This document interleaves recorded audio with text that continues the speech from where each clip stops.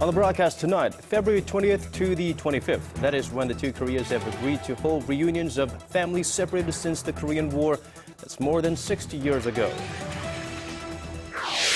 President Park Geun-hye names former television anchor and news reporter of one of the nation's three major broadcasters as their new spokesperson. The Olympic spirit is quickly heating up in Sochi with the arrival of the Olympic flame and Team Korea later this evening. This is Early Edition at 6.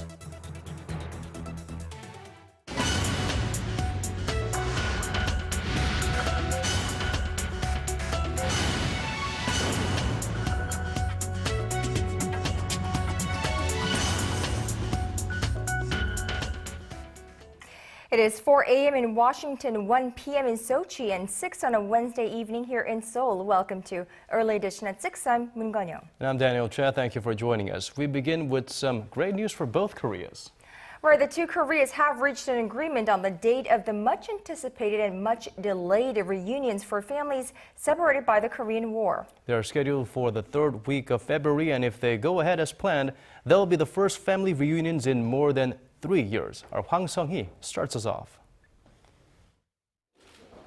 The two Koreas agreed on Wednesday to resume the long-suspended reunions for families separated by the Korean War. The reunions, which would be the first in more than 3 years, are scheduled from February 20th to the 25th at North Korea's Mount Kumgang resort.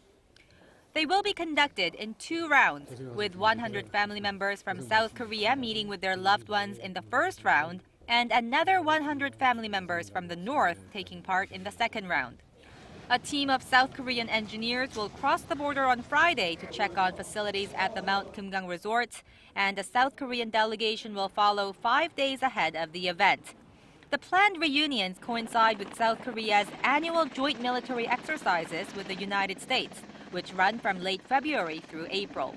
North Korea had earlier warned that the humanitarian event could not take place during the military drills, and experts had pointed to the possibility of the North making a counter-proposal on the reunion dates.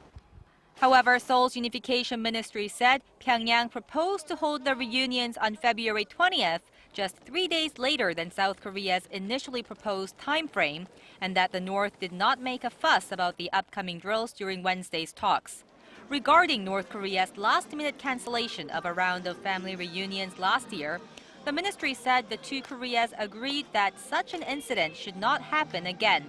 The two sides also agreed to hold another round of Red Cross talks following the family reunions to discuss a range of humanitarian issues, which includes holding the reunions on a regular basis. Hwang Sung-hee, Arirang News.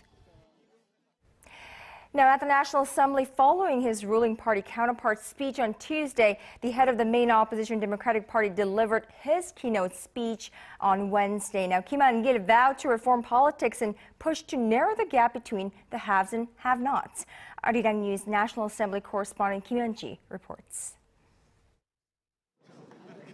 Addressing the full assembly and members of President Park Geun-hye's cabinet on Wednesday, Democratic Party chief Kim Han-gil said his party will be at the forefront of reforming parliament and party politics. We will push for the passage of our bill aimed at preventing lawmakers from abusing their privileges.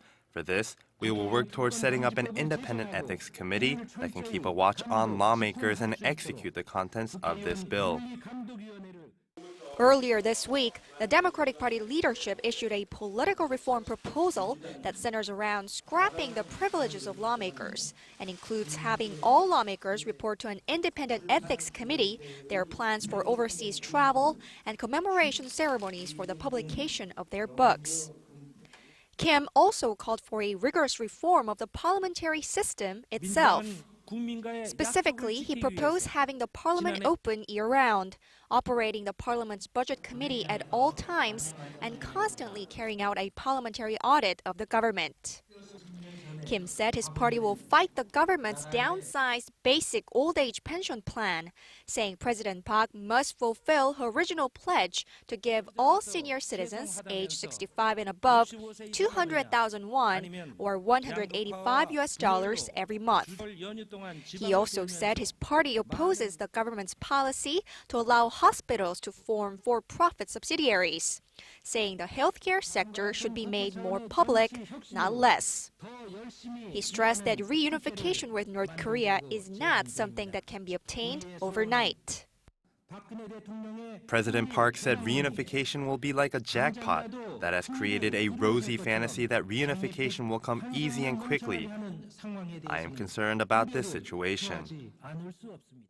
Saying the public needs to agree on how to prepare for a peaceful reunification with North Korea, the Democratic Party chief called for the establishment of a preparatory body comprised of the government, lawmakers, and civic leaders. Kim Hyun-ji, Arirang News.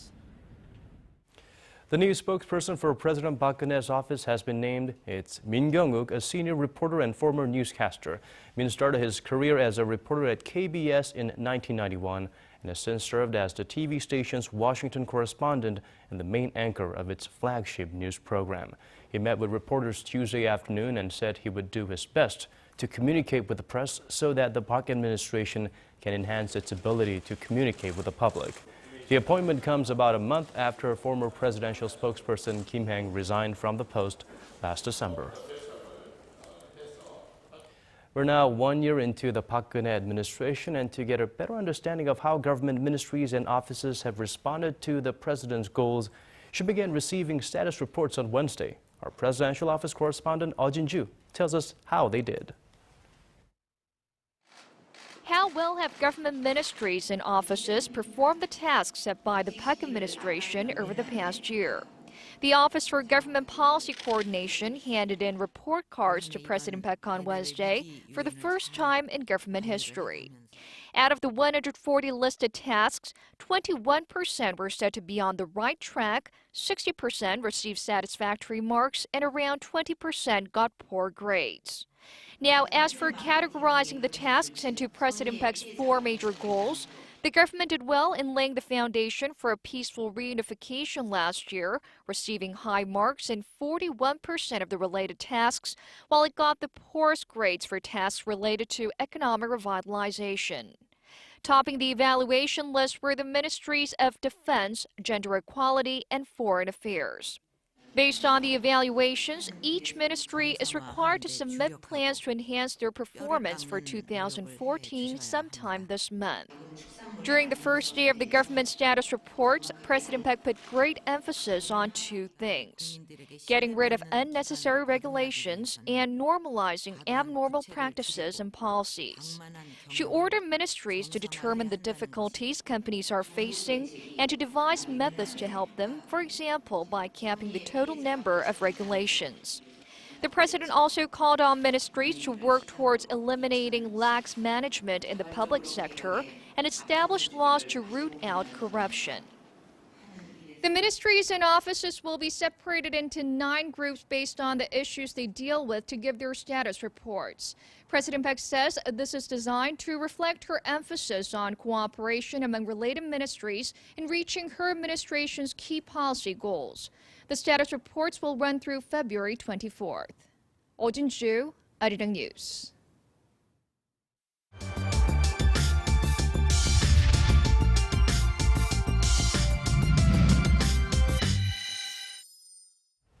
Emerging markets have been hit by jitters caused by the U.S. Federal Reserve stimulus tapering, and now mixed economic data from the U.S. and China is complicating the situation. With Korea still classified as an emerging market, how is the country faring, and is it safe from future shocks? Our Yoo Ryun reports. Is Korea headed for a crisis along with other emerging market economies, or will it differentiate itself from the rest of the pack? The benchmark Kospi closed at a 5-month low on Tuesday, and offshore investors sold a net $1.4 billion worth of Kospi stocks in January. Despite the major sell-off, however, Korea still seems on a different path from that of developing economies. The struggling developing countries all have something in common: current account deficits, budget deficits, and political turmoil.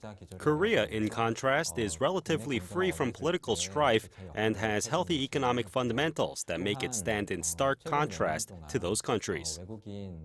During the huge stock sell-off in January, foreign funds flowed into the bond market, $1.6 billion worth, which is some $200 million more than the amount they sold in the stock market.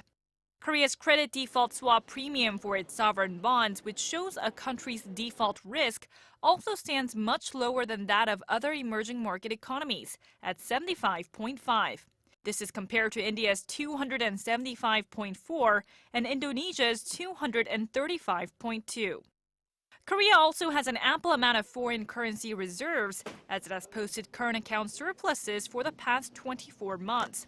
On top of that, there's Korea's large foreign exchange reserves, which hit a record high of $348 billion last month. Experts say that given its strong economic fundamentals, it is highly unlikely that Korea will be hard hit by the crisis hitting developing countries. But since foreign investors do hold a large amount of Korean stocks and bonds, the hint of a crisis could cause a major market shakeup this year. Yurian, Arirang News. Meanwhile, citing recent signs of instability seen both in advanced and emerging countries, Seoul's Finance Minister Hwang Sung-hee said Wednesday that Korea will step up its monitoring of the markets so it can minimize the impact of external shocks.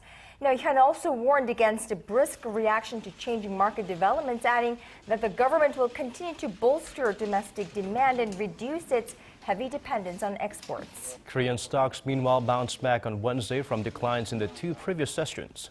The benchmark Kospi rose 0.2% on easing concerns over emerging markets and an overnight rebound on Wall Street. The tech-heavy Kosdaq fell slightly by 0.4%, while the Korean currency was trading stronger against the greenback at 1,078 won.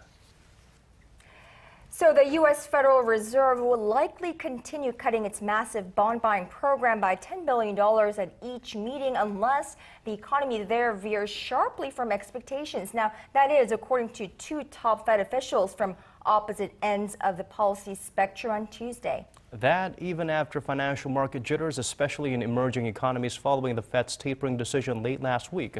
Now, will the expected stimulus cuts in the coming months continue to rattle global markets? And what about the Korean market? Well, joining us live in the studio for an in-depth analysis is Dr. Yang Jun-seok, Professor of Economics at the Catholic University of Korea. Professor Yang, welcome back to the program. Thank you for having me.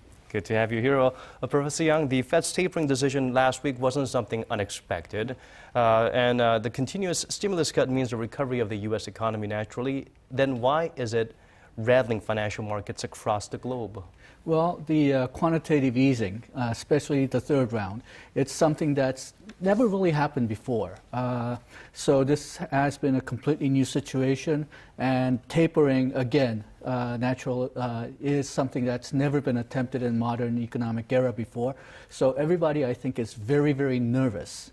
Now, there are some emerging economies which do have serious problems. The one that comes to mind most is Argentina. They do have serious problems.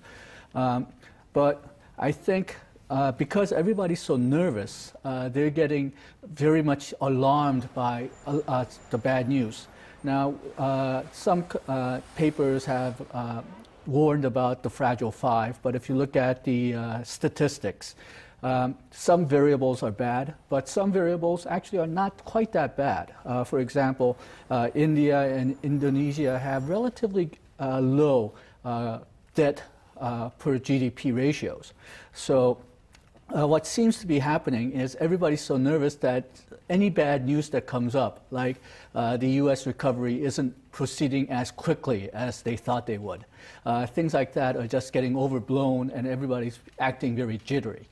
Like you said, emerging markets are particularly reacting sensitively to any kind of data coming from the U.S. or any kind of news coming out of the U.S. economy. Now, of course, with Turkey being one of the most, I suppose, hardest hit by this, along with Argentina, it actually raised its benchmark interest rate by 5.5% overnight to protect its currency. Now, is there a possibility that this could actually lead to a financial crisis even in the emerging markets? Okay, I think we should divide two channels. One is the real link. That's when you look at the statistics, the numbers, try to see what kind of trade links that these countries have. If you look at those links, this Turkey raising the interest rate shouldn't be that bad because Turkey is such a small part of the global economy. The fact that it raised its interest rate shouldn't really affect anybody else. But there's a second channel, which is a psychological channel.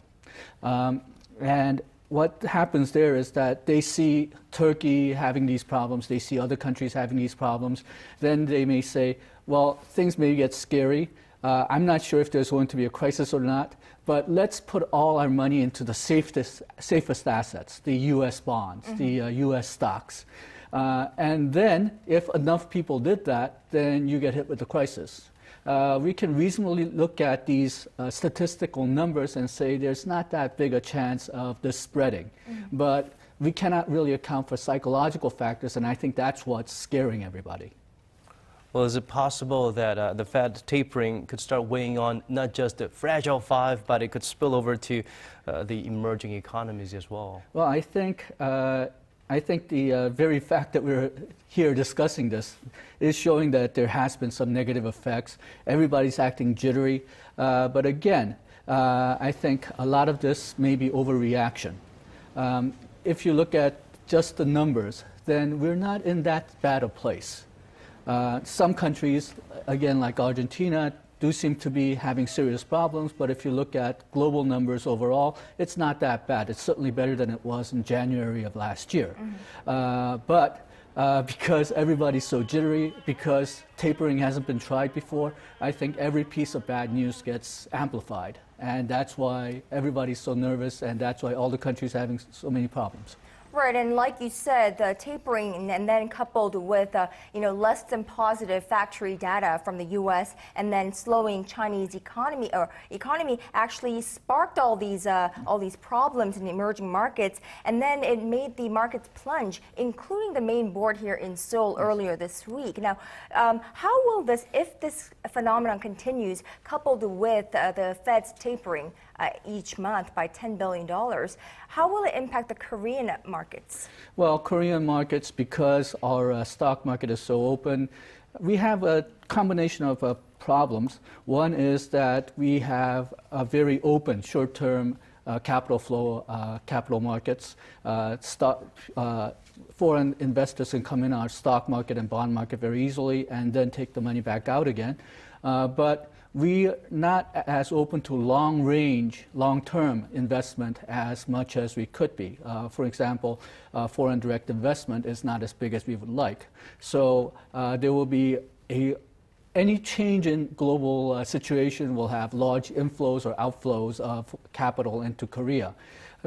So that's, I'm sad to say, that's probably a problem that we'd have to live with unless we get a lot more foreign direct investment, or this is actually very difficult, if not impossible to do, restrict capital inflows and outflows.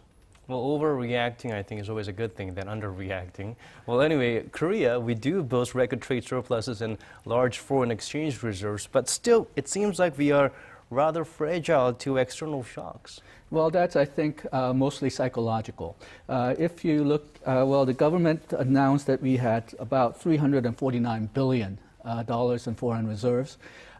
That's enough to pay back all the short-term debt that Korea has, plus 3 months of imports, and we still have money left over. So if you just look at in terms of numbers, we shouldn't be this scared. But if enough people get scared, if enough Koreans say, well, I don't want to hold won at this point, I want to trade it into dollars, so that they start demanding dollars in addition to this, then there's no way the government can really block that. So I think that's why everybody's so nervous at this point. If you just look at the numbers, then Korea should be able to weather this. Of course, we'll have a lot of large fluctuations and a lot of short-term problems, but the numbers show that we should be okay, but psychological factors we can't really account for. So, Professor Yang, what are some preemptive measures that we can take in order to insulate the Korean economy from all these problems stemming from emerging markets? Well, Korea has already carried out some important reforms. We have instituted macro-prudential measures from about 2-3 years ago, which limits short selling by Korean banks, which imposed taxes on returns from bonds for foreigners, and for short-term lending short-term borrowing by Koreans, we have instituted a fee to discourage short-term borrowing.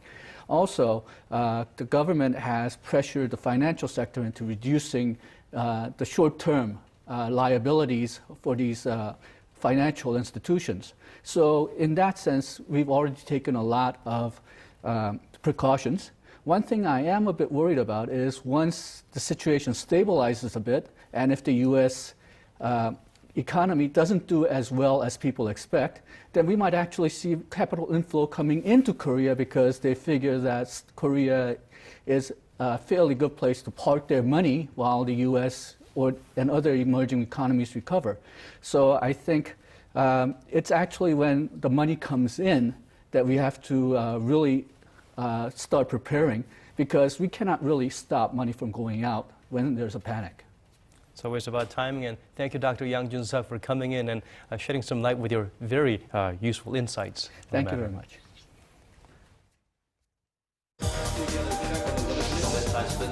Digging deeper, getting to the bottom of stories that impact your life. Talking with you on air and online. Connecting you with heroes and experts to help you understand the world's most pressing issues. News and current affairs at its best, with Moon Gun-young and Daniel Che on Early Edition at 6. Now shifting gears to the economy, Korea's import prices rose by 2 points. Now, Japan is about to stir even more controversy about its militaristic past, this time by submitting an application to register suicide notes and letters written by its wartime suicide bombers on the UNESCO Memory of the World Register. Now, local reports say officials in the city of Minami Kyushu are pushing to enlist more than 330 messages written by kamikaze pilots on the UNESCO list in 2015. The region was a base for kamikaze pilots who carried out suicide attacks against U.S. vessels during World War II. Japan had previously tried to enlist Kyushu and Yamaguchi, where Koreans were forced to work in labor camps during Japan's colonial rule of Korea, as UNESCO World Heritage Sites. Of course, Korea's Foreign Minister Yoon Byung-se on Tuesday said enlisting the industrial sites would go against the basic ethics of UNESCO World Heritage. New visa rules for foreigners wanting to marry and live in Korea will be enforced beginning in April. They'll have to prove they have basic Korean language skills by either passing a language test or completing a language course. As for the Korean partner, he or she will only be eligible to marry a foreigner in Korea if they earn an annual income of roughly $13,900, which is more than 120% the minimum cost of living. The Ministry of Justice says the rules are intended to address social problems that arise from international marriages, including domestic violence due to communication difficulties or lack of ability to financially support the family.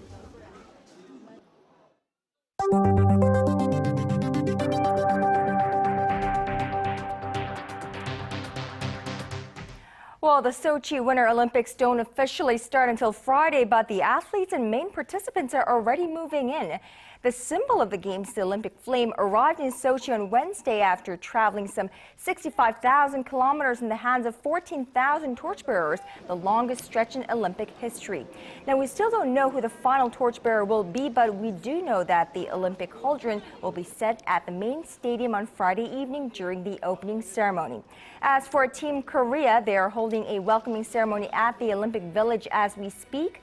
The 71 South Korean athletes in competition will be working collectively to get Team Korea in the top 10 in the medal count for the third consecutive Winter Games. And Ban Ki-moon will become the first UN chief to give a keynote speech to the International Olympics Committee's General Assembly this week before attending the opening ceremony of the Winter Olympics in Sochi on Friday. IOC President Thomas Bach said he is honored that the UN chief accepted the sports governing body's invitation. Bach is expected to speak about the role of the IOC in sports and society and the relationship between the IOC and the United Nations.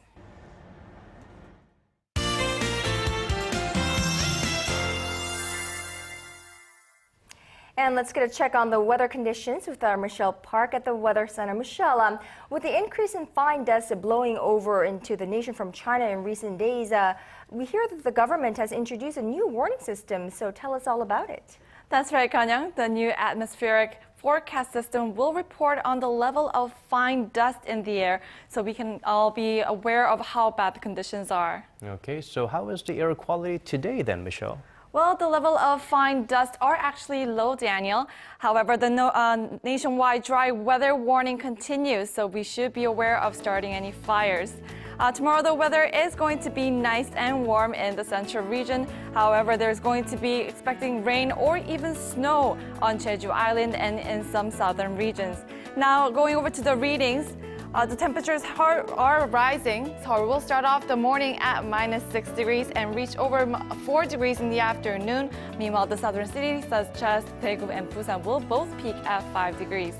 Now down on Jeju Island, we can expect some light rain. Daejeon tops out at 3, while Dokdo hits 1, and Kumgang tops out at -5. Well, that's all for now. I'm Michelle Parga, and back to you guys. Thank you for that, Michelle. And that brings us to the end of our newscast. Thank you for watching. This has been Daniel Chen. And I'm Moon Ga-young. Thank you as always for being here with us. Have a wonderful rest of the evening, and we'll see you right back here same time tomorrow. Good night.